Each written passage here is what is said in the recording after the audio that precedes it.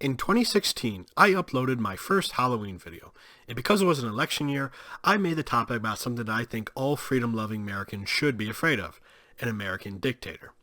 Now it's 2020, and America is going to the polls again to decide who will be their president for the next 4 years. So I think the time for another reminder about what is at stake if America loses their faith in democracy. Hello everyone, I'm Matt Mitrovich, the alternate historian, and happy Halloween to all of you out there on the internet. Now, let's get on with the spooky speculation as I discuss 5 more ways to create an American dictatorship. Number 1. Hamilton's Constitution. Alexander Hamilton is a little-known founding father who rocketed to new popularity due to a hit Broadway musical about his life. But did you know that Hamilton might not have been that keen on democracy? On June 18, 1783, while serving as a New York delegate to the Constitutional Convention, the then 32-year-old Alexander proposed his own constitution for the United States of America, one that stressed, in Hamilton's own words, stability and permanency. Modeled on the British government, the legislature was split between an assembly with members elected to 3-year terms and a senate where members would be chosen by electors and serve a life term on good behavior. The executive branch would be led by a governor who would also be chosen by electors and serve a life term on good behavior as well, and they'd have an absolute veto over bills. Additionally, there'd be a Supreme Court made up of 12 judges who also serve lifetime terms, although it's not clear how ties would be broken. Furthermore, under the Constitution, the states would be abolished and replaced with new entities that would have very limited powers. Allegedly, Hamilton spoke for 6 hours about this plan, but it was never debated. In fact, the delegates were shocked by it, and Hamilton was later accused of being a monarchist, or worse, a traitor who wanted British rule to return to America, which was perhaps a tad unfair. Hamilton did write most of the Federalist Papers, a collection of articles and essays which promoted the Constitution that was ultimately adopted. Meanwhile, some, like Hamilton biographer Ron Chernow, have speculated that Hamilton was just trying to steer delegates into accepting a more moderate proposal for a constitution, and in reality he never took his own idea that seriously. Still, once an idea is out there, it's kind of hard to take it back. Perhaps the Constitution is never adopted, and things get more chaotic for America. Suddenly, Hamilton's idea doesn't seem all that crazy now, does it? And what would this America with an even more powerful federal government be like? A governor serving for life would essentially be an elected monarch. While not being beholden to elections or public opinions might mean less red tape, it'd be really easy for someone in such a position to abuse their power. A new class nobility could arise in America that passes off the titles of governor, senator, elector, and justice to their chosen heirs. Democracy and liberty lose all meaning as a new aristocracy takes power and crushes anyone who opposes them. And what if Alexander Hamilton became governor? Would he be a good fit? Well, according to Chernow in a 2015 interview with Time, probably not. Although Hamilton possessed a brilliant mind for economics, Chernow believed Hamilton had atrocious political judgment and would overreact to attacks against him. Thus, Hamilton gaining virtually unlimited power in this alternate America could certainly make a mess of things. Who knows? Maybe there'd be a second revolution, with Thomas Jefferson in the role of Robespierre. Ooh, now I want to see that musical. Number 2. The Crittenden Compromise. Yeah, I'm breaking my usual ban on alternate histories about the rebellion of the slavers, but before they started a war, there was one last-ditch attempt to prevent a fight by the elderly Senator John J. Crittenden of Kentucky.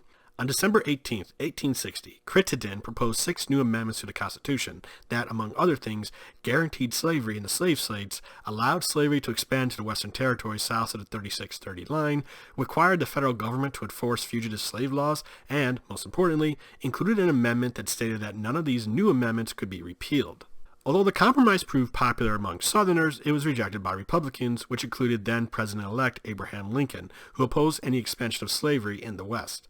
With the compromise dead in the Senate, Crittenden returned home to his native Kentucky and, to his credit, argued that Kentucky should remain in the Union. Now, it's debatable whether the Crittenden Compromise would have been constitutional, since it's hard to argue that a document that was designed to be amended can't be amended. In all likelihood, the Crittenden Compromise probably would have delayed any conflict, as slavery was just too important to the South for them to willingly limit or end it completely. And if you don't believe me, go read Alexander Stephens' Cornerstone speech, or the various ordinances of secession, or even check out the Corwin Amendment, which was a Republican proposal to prevent a war. Nevertheless, if a compromise was reached, it would be, as Adam Sewer said in his 2017 article for The Atlantic, a compromise over the personhood of black people. Furthermore, had it survived the test of time, we might get a timeline like author Ben Witters imagined in his 2016 novel Underground Airlines. In this novel, an earlier assassination of President-elect Lincoln shocks the nation enough that Northerners and Southerners agree to the Crittenden Compromise to prevent further bloodshed. Flash forward to the present, and slavery still exists in the Deep South and is so important to the economy that even global condemnation or the fact that Texas is a de facto independent abolitionist state isn't enough to shift public opinion toward abolition. Millions of African Americans are forced to work for mega plantations owned not by Southern gentry, but by giant corporations who take advantage of low labor costs to sell cheap goods across the world. In this America, black life is cheap, abolitionists are seen as terrorists, and anyone who attempts to reform the system can expect to be killed by a patriot. And yet, what is most frightening about Winter's timeline is how it highlights a little acknowledged truth about any dictatorship, that they can't be bad for everyone if they are to last. For example, whites in the America of underground airlines generally have it okay, and thus see no reason to change anything. They are comfortable. It's not like their freedoms are being taken away, so who cares if some black people are suffering? Thus, they accept a compromise that made their fellow Americans nothing but the property of faceless corporations, and live their lives safe in the knowledge that their skin color protects them. Thank God that's nothing like our timeline. Number 3. William Pelley and the Silver Legion of America. It's hard to take this next group seriously because they look like they are labeling themselves as losers, but the Silver Legion of America, also known as the Silver Shirts, were American fascists modeled after Benito Mussolini's fascists and were founded by mystic and writer William Dudley Pelley, who was described by Matt Ryman of Timeline as a Nazi L. Ron Hubbard. In 1934, they claimed to have 15,000 members, mostly on the West Coast, and some historians have even speculated they may have received funding from Germany. As for Pelley, who dubbed himself the chief of the Legion, he thought he could lead them to create a Christian theocracy in America, where communists, Catholics, Jews, and non-whites would be excluded.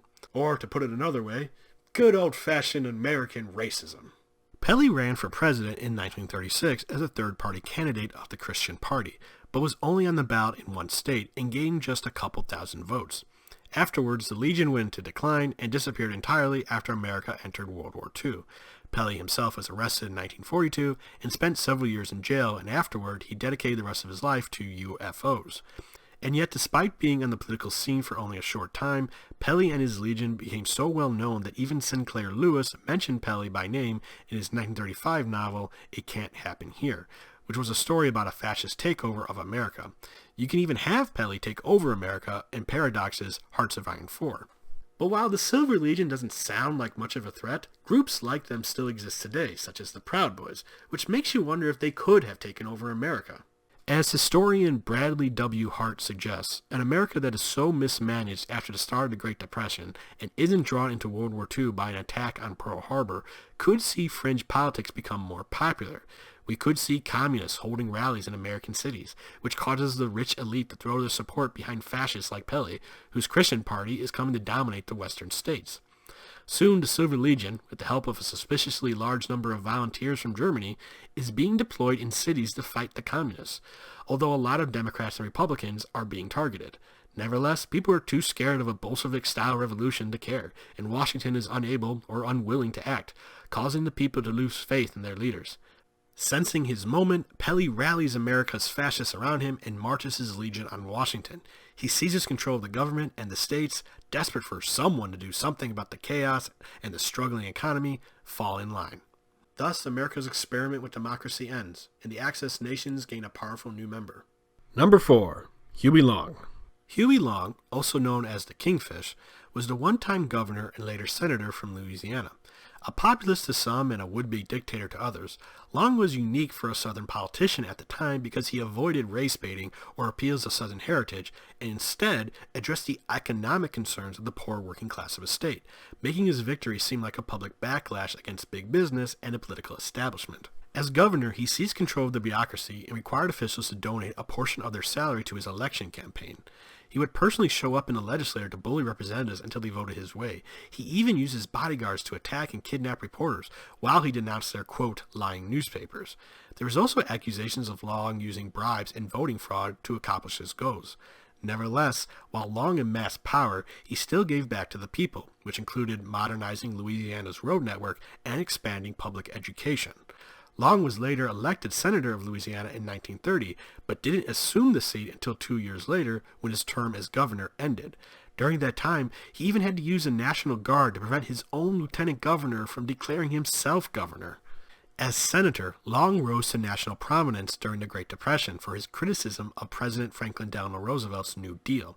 Unlike many of FDR's critics, however, Long felt the New Deal didn't go far enough, and he instead proposed massive wealth redistribution in his Share Our Wealth program. He also became an ardent isolationist who believed the previous wars America had fought in as being only for the benefit of Wall Street. Long had such an impact on national politics that he became the third most photographed man in America after FDR and someone else we will get to later. FDR even considered Long to be one of the most dangerous men in America, the other being General Douglas MacArthur, and believed that if his New Deal didn't resolve the Great Depression, Americans would turn to people like Long to save them. Thus, FDR pulled out all the stops to discredit Long, including ordering the IRS to investigate him and denying federal funds to Louisiana. Meanwhile, Long toyed with the idea of running for president in the 1936 election, but was assassinated in 1935. Nevertheless, he left us with a brief glimpse of what he would do if he was elected president in his book, My First Days in the White House, which included a proposal of the cabinet members with FDR as Secretary of the Navy, which I guess is a nice consolation prize from the guy who stole the White House from you. Nevertheless, Long did leave quite a legacy, as several of his ideas worked their way into future New Deal programs, and his rise inspired other politicians like future President Lyndon Johnson.